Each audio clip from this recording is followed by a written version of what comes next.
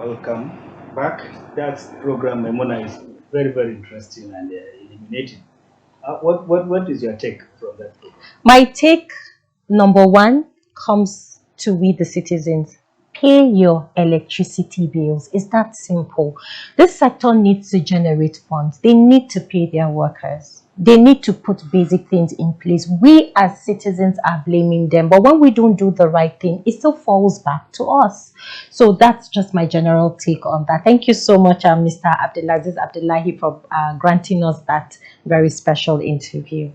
Well, we have another special interview with Professor Murtala Sabo Sabeki on the dynamics of the non-oil sector of the economy. You know, Nigeria, before independence, agriculture was the mainstay of the economy. True. But shortly after independence, around 70s, early 70s, when oil was discovered in commercial quantity, majority of young Nigerians, young energetic Nigerians, abandoned their villages or abandoned their farms and rushed to the cities in search of No.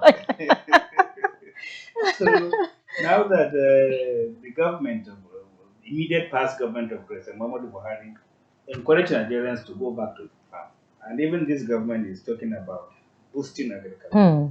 Even the part of the palliatives they roll out, they told us about incentives to the agricultural sector. Yes, They are going to spend huge sums of money of course. to make agriculture the bedrock of our economy Hmm. beside oil. And I don't know whether you are a farmer. My mom is actually a No, farmer. I said you. Myself, Yes. we are all farmers. We're all farmers. Yes. So Professor Seregi, we had a special interview with him where Okay. he explained the challenges of the agricultural sector, how it can be reinvigorated, and how Nigeria can derive maximum benefit from agriculture. So it's a delight to watch. So let's have a look at that program.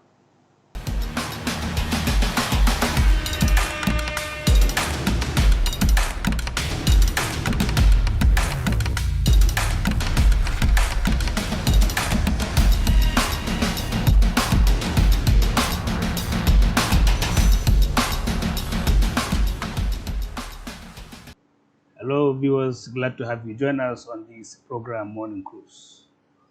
Today on the program, we have Professor Murtala Sabo Sagagi of Bayero University, Kano. Prof, you are welcome to our program. Thank you very much. Let's begin with the structure of the Nigerian economy. How would you describe it? What is the nature? Is it mixed economy, whatever? Thank you very much. So, for the last 40, 50 years, Nigerian economy is classified as developing, and but internally we know that our economy is what we call monoculture, meaning that we do not have a lot of commodities or a lot of products, whether those products are agricultural, mining, industrial, that could stand international competition and also generate substantial foreign exchange for the country. So we don't have many of such. And in Nigeria, we mainly rely on the oil sector. And that has been going on since the mid 70s and up to this time around. And I know that successive governments have tried with a number of policy measures to see that the Nigerian economy is diversified. But up to this moment, 2023, Nigerian economy still rely vulnerable to external shocks, vulnerable to many of the developmental challenges that presently many developing countries are facing. And this is to put it in a more clearer context.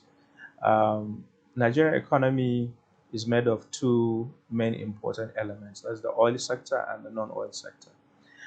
This is one structure that many countries in the world do not have. There are some countries without natural resources, or even if they have natural resources, it's so insignificant as to even feature in their economic structure. But in Nigeria, we have oil sector, which contributes just about 10% of the Nigerian GDP. but at the same time, it contributes sometimes up to 90% of the Nigerian foreign exchange.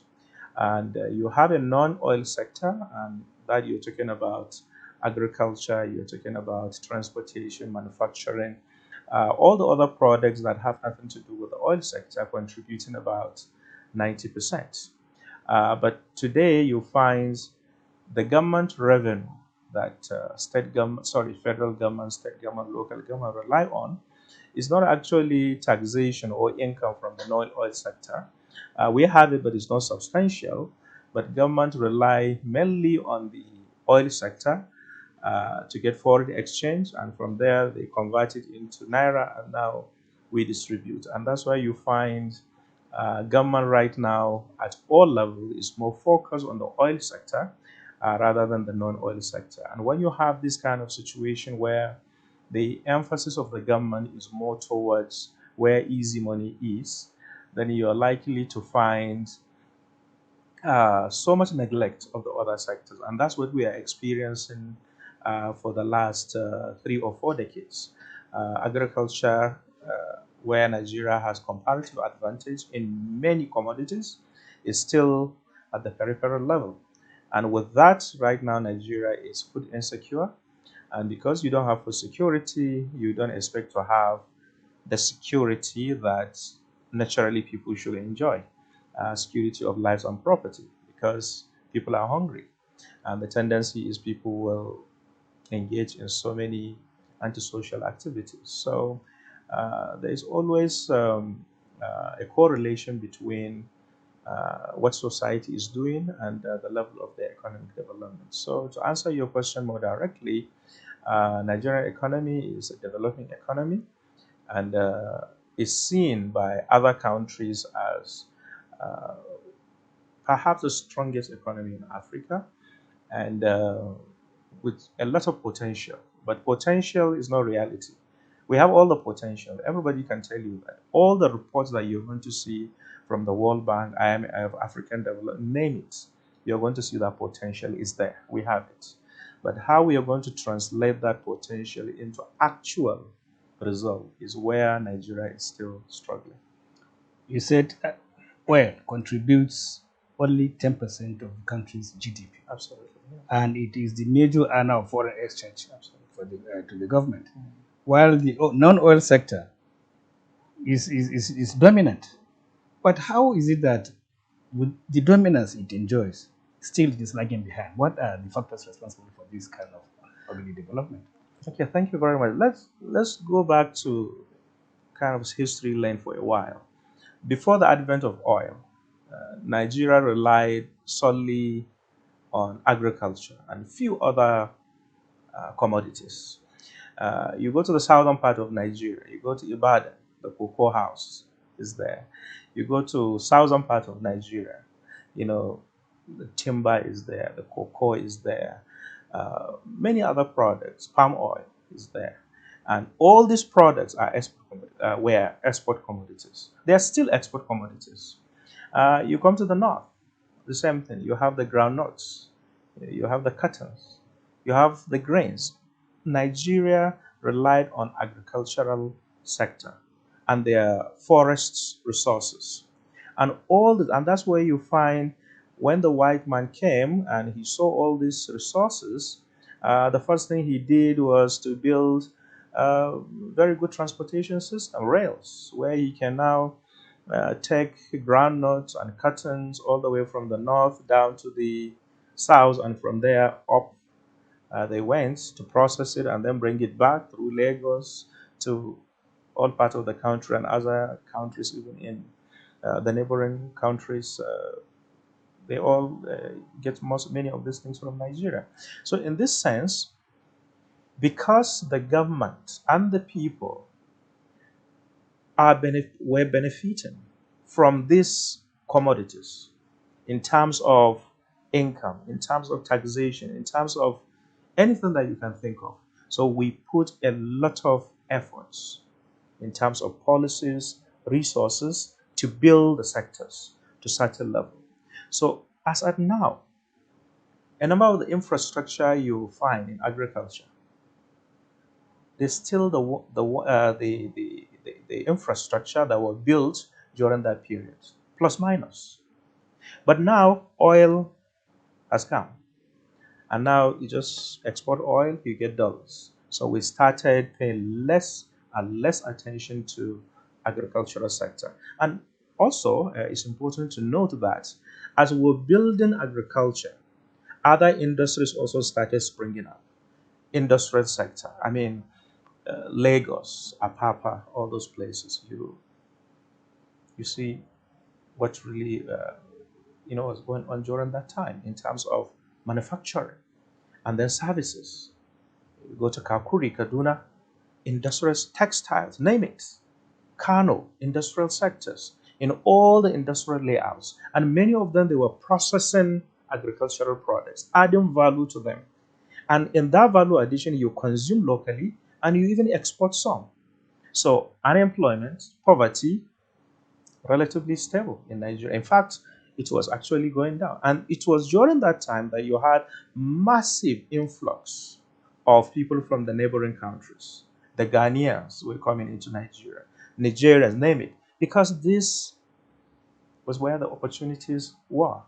Unfortunately, when the oil sector came and we started paying attention to the dollars, the one we call petrodollars, then limited attention to agriculture, limited attention to industrialization, and now many of them we could only sometimes use it locally, but hardly we export excess. In fact, with the exception of uh, skin, leather products, and some few like cocoa and some elements of palm, you will hardly find any export going out of Nigeria today. And a country that is not getting foreign exchange is bound to have some serious economic challenges because on daily basis you are importing products from outside the country. Because we have mismanaged our textile sector, so most of our textile products we have to import them from Asia. And to import, you have to use your foreign exchange. Food, because we are not feeding ourselves very well. Even now, with the border closure, a number of households in Nigeria, hotels and what have you, they're still eating from the foreign rice. Ask people who are into animal feeds. Sometimes they will have to ask federal governments to give them permission to import maize into this country because you don't have enough maize to feed your people and also feed your industrial sector. We don't have enough maize to feed our people. We and our don't. industries. We Even though we have vast arable land Abs- and youths Absolutely. that can drive the economy. Absolutely, absolutely. For the last 3 years, maize has been really in short supply in this country. In fact, if you allow, some of these feed mills and some of these industries in Lagos and elsewhere, really focus on the maize in Nigeria, many people will not afford to eat maize. And that's why sometimes you need to import it. Even the rice we are talking about, many people in the government will not be happy with this. But most of it is uh, just a TV show to say that Nigeria is self-sufficient in rice. We are not. The rice we produce is only enough to feed our what do you call it rice processing mills for just about 4 or 5 months. That's it. They will not have to start importing from Benin Republic, from Cameroon, from what do you call it, Burkina Faso, all those places. In fact, there was a time that they even wrote to the federal government that we don't have paddy. But you see this agricultural thing. Mm, We have the land. yeah, We have the resources, the human resources absolutely, to till whatever arable land we want to cultivate. absolutely, And successive governments have rolled out plans to diversify the economy with absolutely, agriculture as the main thrust of their policies. absolutely, Yet, you are saying we cannot we cannot feed ourselves and service our industries. absolutely, What absolutely. what is responsible for this? Okay, development? it's very easy. It's just governance, no more, no less. We have the farmers, we have the land, we have all that it takes. But the policies we are having, even though some of them are very good, when you look at agricultural transformation agenda, the one developed during Adesina when he was the Minister of Agriculture, it was fantastic. Even the policy developed during Audu Obe, agricultural promotion agenda or policy APP, it was also relatively good. But the question is, who is implementing those policies? Who is paying attention to make sure that those policies are actually implemented? I don't want to say this, but since you ask, because of the weak governance in Nigeria, you find the fertilizer that the farmers need when it comes is meant to go to Oshun, is going to make is meant for Adamawa State. Eventually, it will end up in the market. So that farmer cannot afford enough fertilizer to use in his farm. In Kano today, farmers with 1 hectare, 2 hectares, 3 hectares, they have to go to the market to buy it in a measure like this. If they see you with 1 bag of fertilizer, you're the richest person in the village. So one people cannot afford fertilizer. But right now, if you go back and look at how much state governments and federal governments are investing annually on fertilizer, you'll be shocked. Where is the money? Where is the fertilizer? Why is it that people are not getting the fertilizer? The same thing with the quality seeds. Where is it? The farmers don't have it. Extension, farmers don't have it. Mechanization, farmers don't have it. Only very, very few. So when you don't provide sufficient opportunity for farmers to get quality seeds, to get fertilizer, to get some little money for agricultural loan to pay for some services, labor, and what have you, and to also get opportunity to get extension services, people to guide them on agricultural practices and stuff like that. You can't get there. And look at irrigation. We have water all over the country, but most of the channels blocked. You go to Kano, for example, Kano is surrounded by dams, but 90% of those dams, you cannot use them for irrigation. Why? Governance. So that's the problem. And these are big structures that me and you as farmers, we cannot go there and say, okay, let's go and repair the dam, create the channel. This is beyond what individuals could do, except of course when you have very large scale commercial, agriculture players. These are the time that you're going to get some of this infrastructure fixed. But I can tell you, you go to Ministry of Water Resources, every year they are going to have budget for fixing 1 or 2 channels, waterways, or reservoirs. But at the end of the day, what is going on? So it all boils down to governance. We have policies, but unfortunately, we don't make good out of the policies. No more, no less. We'll continue on this policy governance issue after this time out. Thank you. The cost of living in Nigeria is fast, is double. They are complaining. Also, the passengers they are complaining. They affect me seriously because I think about my salary, my income, and everything. So they affect me.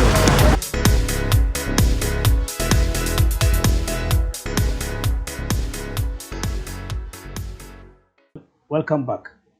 Prof, we said we have some of the best policies in the world. And the problem is governance. And when you look at some of these policies, you discover that states and local governments don't usually key into federal government policies concerning agriculture, solid minerals, and other sectors. Don't you think this is partly responsible for where we are now? I think you're absolutely correct on that. That has always been a big challenge for this country. People sit down in Abuja, and frequently you may be surprised, even some of the policies were being promoted by development partners. Sometimes they are not even engineered by the ministries themselves.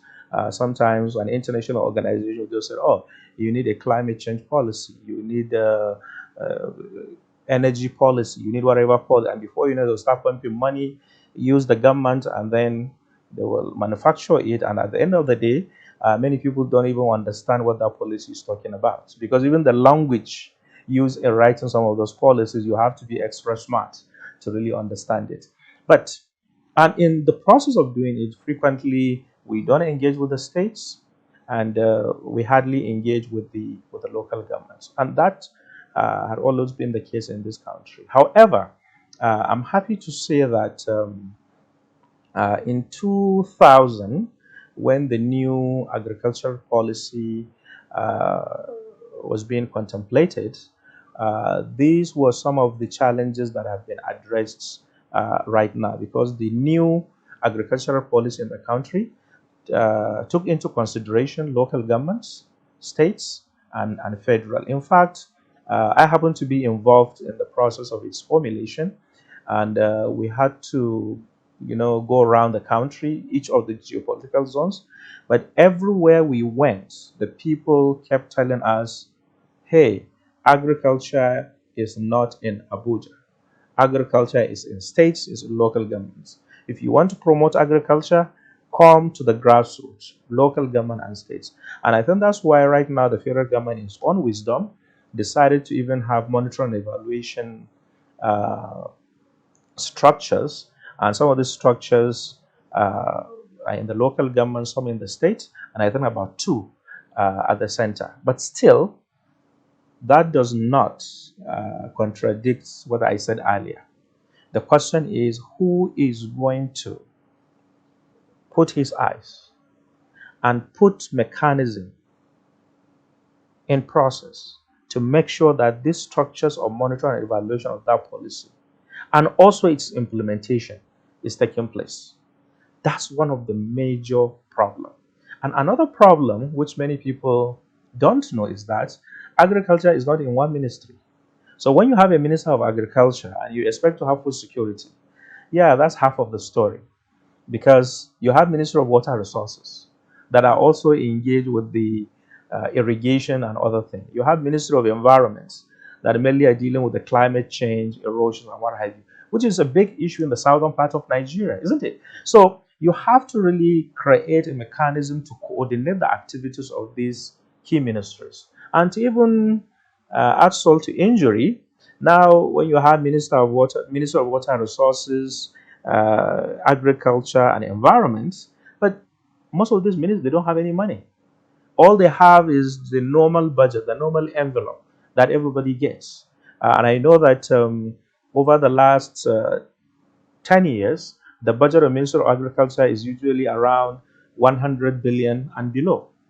But you have Central Bank of Nigeria that have billions and pumping billions into agriculture without any synergy with the Ministry of Agriculture or any of these other ministries. So you take any problem to Central Bank, they will put money into it.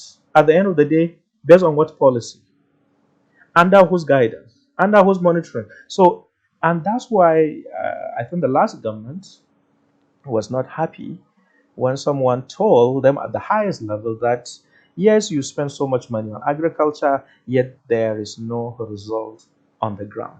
Because if Nigeria utilized the amount, the quantum of money this country spent on agriculture over the last 80 years, agriculture would have been something else in this country. However, because of the issue I mentioned, governance, you start bringing the money and people will only focus on the money, not the fertilizer, not the tractors, not developing capacity with the extension people. It's just the money. Where will I get mine? You know the rest of the story. It is true that governance is a major challenge. Yeah. Because fertilizers are distributed or are sold to farmers in the middle of the farming season, when instead of selling them in the beginning of the season. So we have such issues of governance. But don't you think the farmers at the rural areas also have their own share of the blame? When some of them get loans, instead of investing the loan into their farming activities, they go and get married and add more wives, and some will go and buy cars and what have you. Thank you for asking that question. And I happen to be involved in some of these activities. And I tell you, many of those farmers that get that money, they are not real farmers. And that's what happens. It boils down to the governors. So you now said, okay, there's 100 million to be given to farmers in X state. So who's going to distribute that money? It's through a government agency, through somebody. And the first thing is he gets his own people, his wife's people. That's how many of these resources are being spent. In fact, this is TV, but somebody was given billions to go and invest in one of the states in the Northeast. And hectares of land. The money was given, and those hectares of land, they didn't even exist. He doesn't have it, but he got the money. At the end of the day, what happens? So this is what is usually going. It boils down to governance. In fact, let me tell you another thing. You mentioned something about farmers. I don't like people talking about farmers like that, because farmers today are the ones that are holding this country. Farmers are the ones that are holding this country together, not Nigerian military. I can tell you this. Because you go to riverine areas of this country, you see how these people take canoe and go and get the fish and they bring it to the markets. You go to Kebbi State, you go to Benue State. Go and see how they walk distance by their foot, sometimes without sleepers, get into their farms, cultivating with this, I don't want to call it archaic, but traditional implements. And in most of their villages, no electricity, no water, no roads. They produce your food without government fertilizer, without government any input support, and they don't even have anybody who knows anybody in government that can even bring the money into their village. And these are the people that will bring food to the market where me and you will eat. Without these people, we cannot be here. So I think farmers are really trying their best. I'm a farmer myself, and I can tell you, in the 2 local governments where I have my farms, I don't know of anybody that has received 1 bag of fertilizer or any input, or somebody that will come and say, hello, what are you going to cultivate this year? I have never seen it for the last 3 years. You see, another area of interest to me is post-harvest. Yeah. The farmers, by the time they take their produce to the market, they sell them off at a very cheaper price. Yeah. And when you look at the way and costs of fertilizer and other inputs, when you compare what they spend and what they get at the end of the season, the margin is not all that wide or deep, encouraging. And this set of people, the farmers, who you say hold the country together, are exposed to the I don't know how to say it, are exposed to the chicanery of middlemen and the big businessmen who buy off all these things they produce and at a giveaway price. Yeah. And by the time they want to have them back with their money, they pay through the nose. Yeah. So how can opening our borders that have been closed help in mitigating this kind of condition that most ordinary Nigerians find themselves? Thank you very much for asking this question, and I wish these questions are being asked at the places where solutions would be taken rather than TV. But I happen to be involved with one agricultural project in Bauchi State, and we were in this local government, and we were talking to the women farmers and the men, and we said, okay, next year, what are you going to produce? They said, nothing. We said, what do you mean nothing? They say, no, we are looking for somebody to come and rent our farms. We said, why? They say, now farming is for rich people. Because if you are not rich, you cannot cultivate, simply because of the reason you mentioned.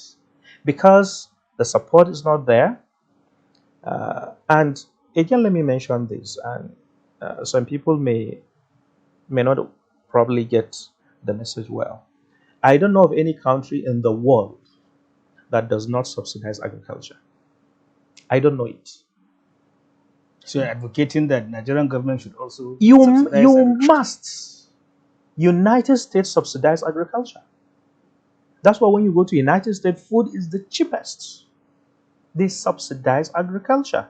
They subsidize. They have universities focused on agricultural researchers, and every year they get grants in billions of dollars.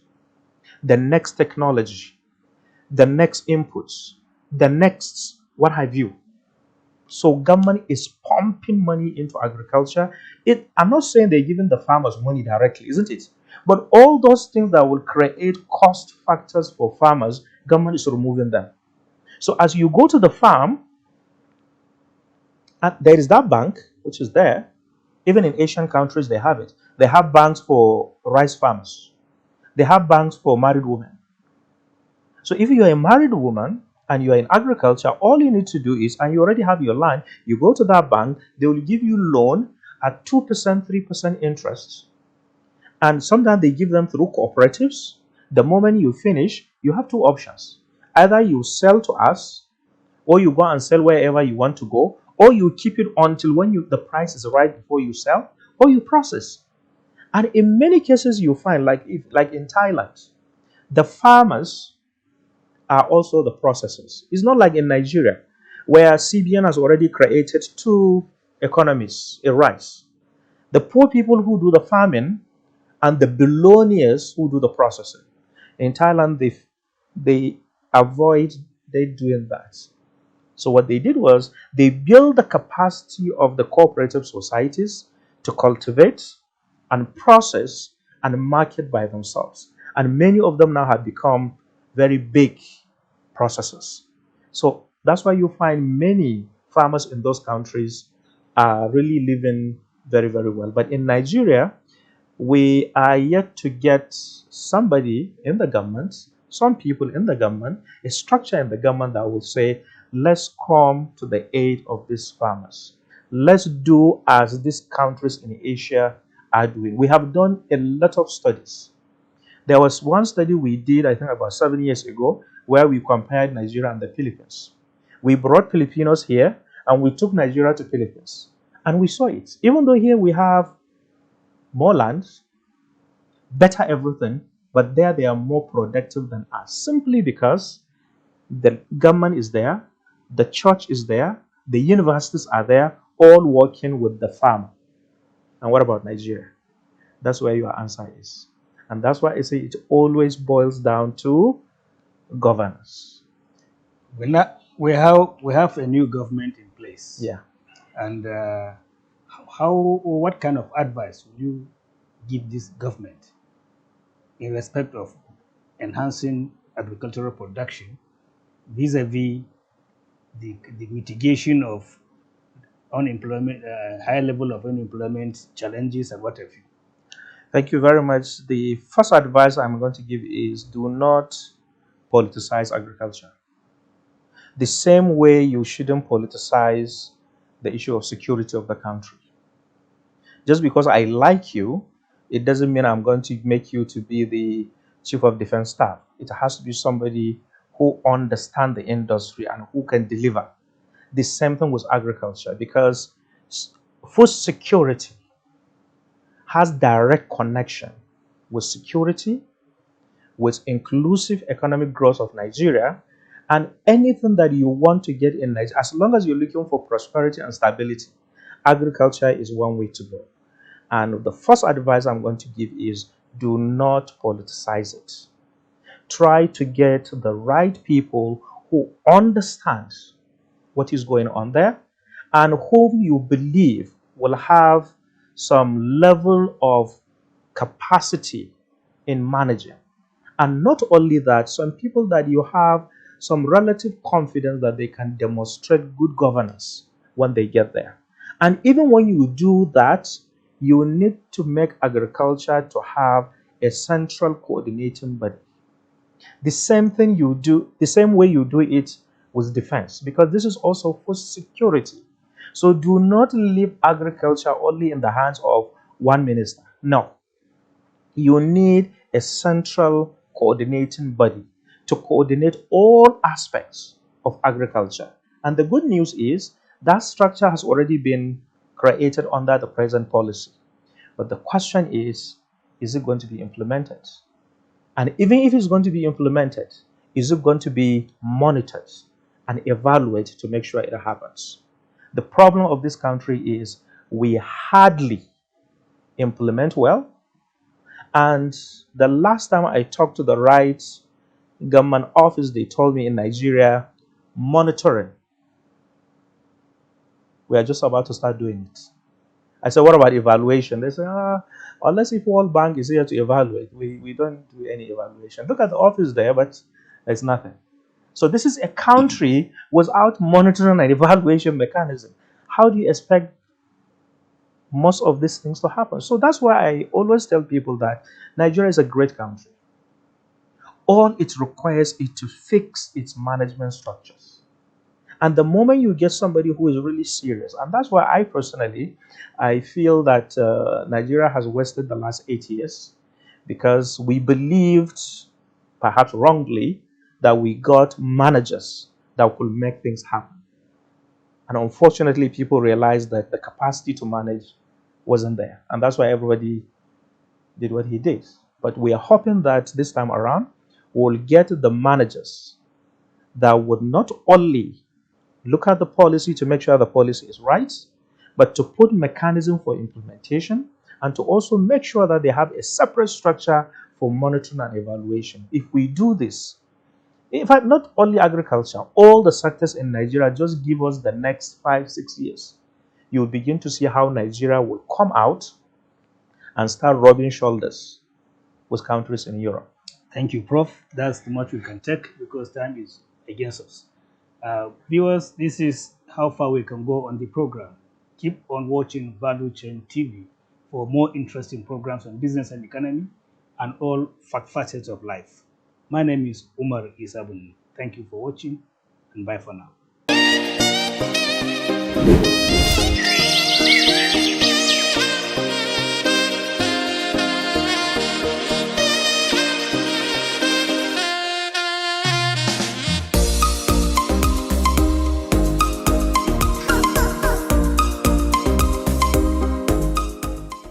That's a special interview we had with Professor Murtala Sabo Sakaki on agriculture, how it can help in the diversification drive of the present administration. And as you watch, as you must have listened during the interview, the Prof identified some of the challenges of bedeviling the sector in Nigeria, one of which is governance, issue of governance and incentives to farmers. And post-harvest losses. So many issues. So many issues along the value chain, the cultural value chain. And I believe if we put into practice some of the advices and suggestions you offer, we will get to where of course, we will. We will. That's a beautiful one there, Mr. Umar. Moving on the morning cruise is trending issues. We have two major trending issues currently. We have ECOWAS imposes travel ban on Niger coup leaders. The ECOWAS, okay, as I'm saying it, I'll be showing the pictures. The ECOWAS has taken decisive actions against the leaders of the recent coup in Niger Republic by imposing a series of new sanctions. And one of the sanctions, which was officially announced on Tuesday, August 8, 2023, encompasses a travel ban and asset freeze targeting the coup leaders and their associates. So I'm now asking, do these coup leaders actually wanted to travel in the first place? Why put the ban restrictions? The country they always travel to is France, the mother country. And they are loggerheads. Of course. So, to me, they are not to me, the ban, exactly, they are not going anywhere because the essence of the coup is to make sure that things in Niger go smoothly and, restore the power that they want. Or so putting that travel ban, for me, I feel it's not really, really necessary. But then, of course, President Bola Ahmed Tinubu had to impose new bans. Sorry, let me take it. Okay, so President Bola Ahmed and Tinubu had to put in fresh sanctions, and it has to Sorry. Okay, so fresh sanctions have been ordered by President Bola Tinubu and through the Central Bank of Nigeria on entities and individuals related to and involved with the military junta in Niger Republic. Mr. Umar, can you? It's not easy. Tracking down their finances and what have you is not going to be easy for ECOWAS member nations. Because, as I said earlier, whatever they want to do, they go to France. Yes. They go to Paris. They don't trust. They don't deal with most of their neighbors in terms of financial transactions and what have you. So I'm not saying the ban will be ineffective. Ineffective. But the effect will be minimal as far as I'm concerned.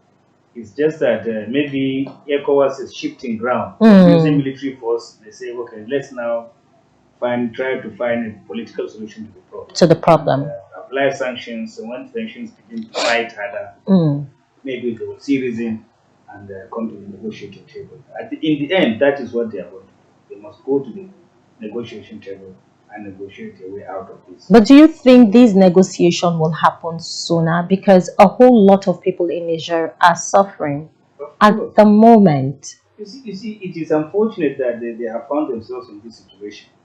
The more sanctions ECOWAS impose on them, the more they suffer. And if they don't impose any sanction, that means they have left the military junta or the military leaders to go ahead and do what they want to do. Sure. So they are in a very dicey situation. Yes. Exactly. We are praying and hoping that this thing will be resolved soonest, so that the people of Niger Republic will not suffer unnecessarily.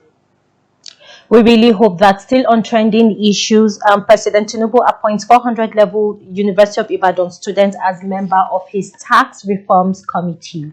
President Bola Tinubu has appointed Orire Agbaje, a 400 level economic student of the University of Ibadan, as a member of the Presidential Committee on Fiscal Policy and Tax Reforms. Now, it was gathered that Agbaje is the president of the Tax Club University of Ibadan, as well as the president of the Nigerian Universities Tax Club. The committee, which comprises experts from both the private and public sectors, was inaugurated by Tinubu on Tuesday, August 8th. Mr. Omar, I want us to look at the basic duties of this committee, which of course the president have been able to outline, and they said the committee is responsible for various aspects of tax law reforms, fiscal policy design and coordination, harmonization of taxes and revenue administration. Now, according to Mr. President, the committee in the first instance is expected to deliver a schedule of quick reforms that can be implemented within 30 days. Do you think this 30 days will be enough? Well, it may be enough and it may not be enough. Because it may be enough because of the fact that this is not the first time we have been reforming the tax system. And some reforms were carried out in the past, and even now there are tax organizations and institutions that have been pushing for reforms, and they've been providing solutions to the myriad of problems we have in the tax system. And I want to believe that this is coming at the right time, because if you look at the multiplication of taxes, if you carry goods, let's say from Borno, you are taking it down to Lagos, you pass through so many states of the country. Of course. And instead of having a unified tax system, each state has its own tax system. By the time you pass Plateau, you pay, you enter FCT, you pay, you enter Kogi.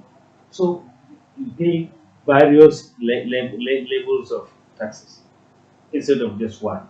So that invariably will increase the prices of goods and services that are being delivered from one point to another. Sure. And there are leakages. Of course. And they want to expand now the tax net to accommodate so many entities that were hitherto not captured in the tax net. And by the time it is expanded, that means more money will come to them. And if they block leakages, sometimes they collect what they collect is not that very. Of course. If they make a collection of 100 million naira, if the government is lucky, If the government is really lucky indeed. So the government is at the service, is the mercy of the collectors. Mhm. So if they block such leakages, I think taxation will play a crucial role in revenue generation, and the government will get the needed resources to execute the projects we want to execute Yeah. for the betterment of the lives of the population. Mm. And it's a very beautiful thing that Mr. President is carrying the youth and also women along. It's so good to see. You know, when I saw the 400 levels today, I was like, wow, I was really amazed. I'm like, beautiful. You know, sometimes age don't really come with, you know, it's not the number of years that you've lived in the world. Actually, you know, sometimes you can see young people giving you amazing initiatives on how to move certain things forward. So we really hope that the young lady that was appointed will do exceedingly well in her role, and that's a very beautiful one by Mr. President. So to wrap up the morning cruise today is entertainment gist. The gist has been going round on Instagram, Twitter, and all of our social media handles, which of course we know that Eniola Badmus, the famous Nollywood actress, won her court case against the TikToker Blessing, who defamed her. I really like it when people use the law.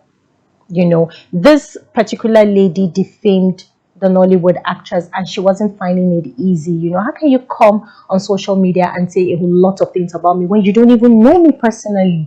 You don't know if what you're saying is true. You know, spoiling someone's name and character, it's just it's totally wrong. So she took it upon herself to use the right channel in getting justice, and trust me, justice was served. We have chat, and she has all of the entertainment gist. Enjoy.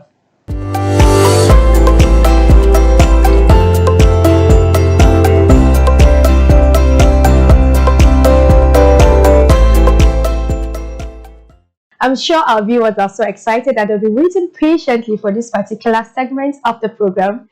Good morning, viewers. I am Moses Patience Chats, always your host in the entertainment section of the program, The Morning Cruise.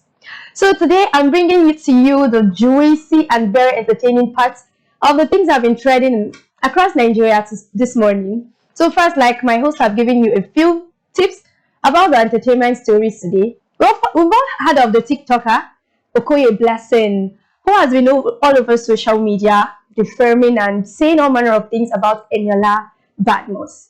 And Eniola Badmus took it to herself to arrest this lady, Okoye Blessing, on July 22nd. And after that, they've been going through a series of court cases. And then just yesterday, she has been sentenced to 3 years imprisonment for cyber stalking.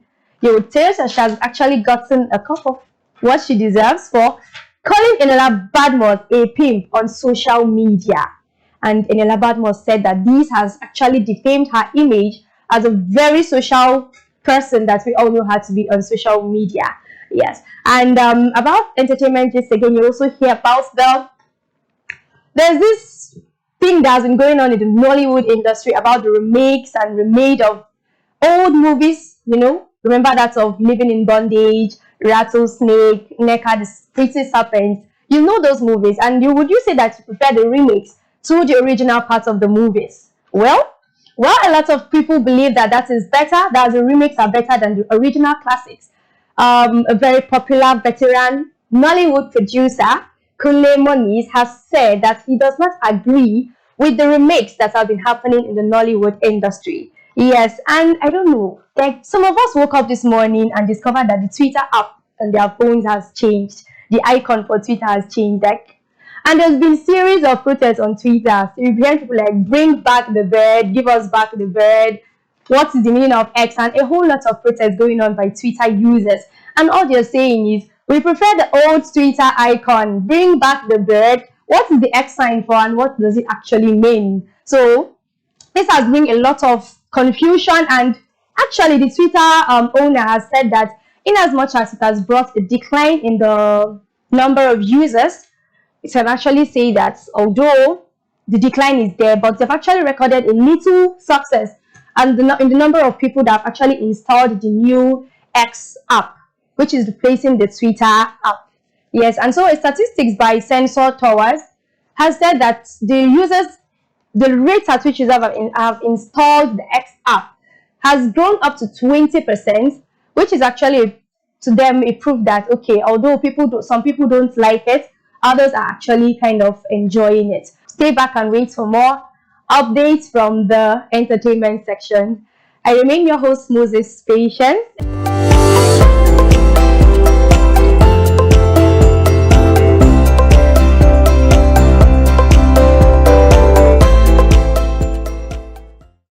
Okay, so Mr. Umar, I know you've heard the entertainment just about Twitter changing their handles from the bird. We're used to seeing the famous bird, which is one of the things that attracts you to the Twitter in the first place, before the whole drama going up and down on Twitter. And then now he's coming to say that, hey, I don't want to use the bird any longer. That's Elon Musk. I don't want to use the bird any longer. I want to use the X logo. And people are just going up and down. Bring back the bird. We want the bird. Oh, yours is still there. Mine has actually changed from the bird to the X. So I don't belong to those who are collaborating for the bird to come back. My own is still. Then that means we need to seize your own bird, because we have to be, in the same boat all together. That means you have to pay. Do I have to pay?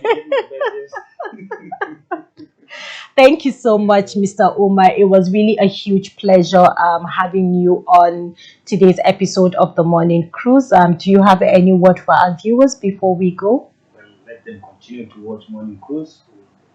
Make sure that we give them what they require.